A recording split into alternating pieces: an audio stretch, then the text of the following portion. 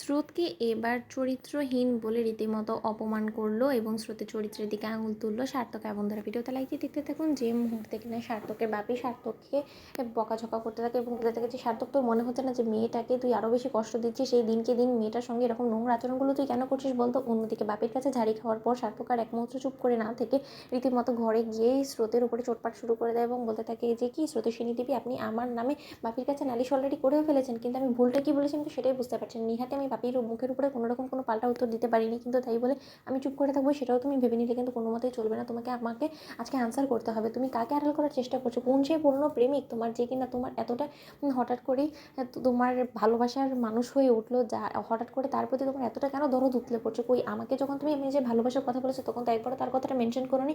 যদি তুমি আমাদের সম্পর্কের শুরুতে এই কথাটা একবার হলেও আমাকে বলতে না, তাহলে হয়তো আজই হোক না কেন আজকে আমাকে এই দিনটা পোহাতে হতো না। অন্যদিকে স্রোত বলতে থাকে যে অনেক হয়েছে সার্থক, আমি অনেক দিন যাবত তোমার এই নোংরা আচরণগুলো সহ্য করে যাচ্ছি। তুমি কী বলে যাচ্ছ সেই প্রথম থেকে বলো তো, তোমার কী মনে হয়েছে? তোমার কি এখন আমার চরিত্র নিয়ে শুধু শুধু ঘাটাঘাটি করে আরও কাদা ছেটানোর ইচ্ছে হয়েছে না? কী হয়েছে এটাকে আমি কিছুই বুঝতে পারছি না। সামান্য একটা আমার সঙ্গে দুর্ঘটনা ঘটেছে এবং তার মধ্যে যে ভিক্টিম আমি হয়েছি, কিন্তু এতে তোমার এত কিসের লাফালাফি ঝাপাঝাপি করার আছে? আমি তো সেটাই বুঝতে পারছি না। তোমার এত বড্ড বেশি বাড়াবাড়ি করারই বা কী কারণ আছে? অন্যদিকে সার্থক বলতে থাকে যে আমার যেমন বাড়াবাড়ি করার যথেষ্ট পরিমাণে কারণ আছে, ঠিক তেমনি তো আমি তোমার কারণটা খুঁজে পাচ্ছি না যে তুমি তোমার সেই অতীতের প্রেমিকটাকে কেন বারবার করে আমার কাছ থেকে আড়াল করার চেষ্টা করছো। এতে করে তুমি কী মনে করেছো তোমার সেই অতীতের প্রেমিক আমার কাছ থেকে পার পেয়ে যাবে এবং তাকে কোনোভাবে আমি ধরতে পারবো না, সে আমার নাগালের বাইরে চলে যাবে? তুমি এখানে বসে আমার কাছ থেকে সকল খবরাখবর নিয়ে তুমি তোমার প্রেমিককে আগেভাগে সাবধান করে দেবে এবং সে সেই খবর পাওয়া মাত্রই পুলিশের হাতের বাইরে চলে যাবে এবং পুলিশ কোনোদিনও তার অবধি পৌঁছতে পারবে না। এটাই তুমি প্রমাণ করার চেষ্টা করছো? কোনোভাবেই পারবে না। এবং বাপিকে আমার পেছনে লাগিয়ে দিও তুমি কোনো মতে এই কেসটাকে ধামাচাপা দিতে পারবে না। এবার যতক্ষণ পর্যন্ত না তোমার অতীত জীবন সম্পর্কে আমি জানতে পারছি ততক্ষণ পর্যন্ত আমি কোনো মতেই শান্ত হয়ে বসবো না।